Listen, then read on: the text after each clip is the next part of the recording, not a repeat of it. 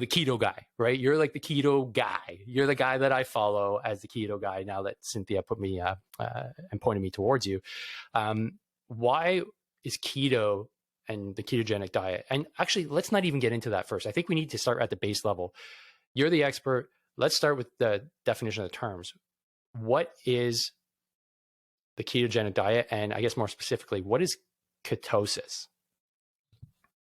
Yeah, ketosis is a metabolic process, and we're all designed to experience this process. There's nothing new about it. It just is nuanced or maybe new to somebody. But the reality is it's not a fad diet. A lot of people consider it a fad diet. There's a lot of misconceptions around keto because it's so popular. It's beginning to become very, very popular. But technically, it's more of a metabolic process than it is a diet. And it's been around for as long as humans have existed. So you want to talk about being harder to kill.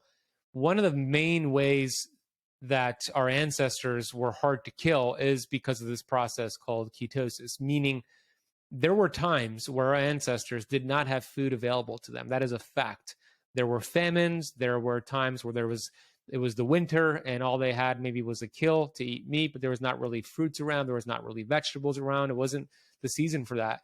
So by default, their bodies needed to have a energy system available to them that was not sugar and glucose because they were not eating food.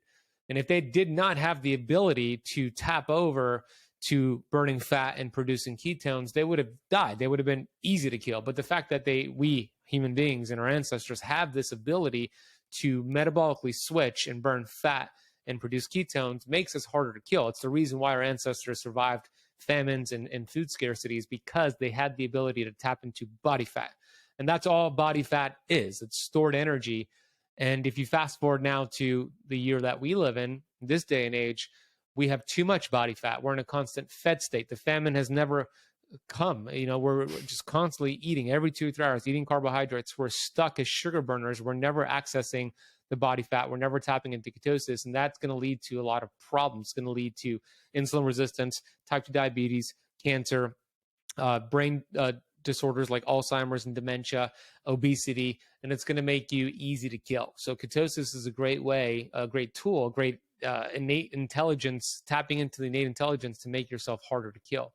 So all it means, from a really simple breakdown of what it means to get into ketosis, you are allowing your body to drop insulin and glucose levels. And you do that by lowering your total carbohydrate intake and the frequency of how frequently you eat.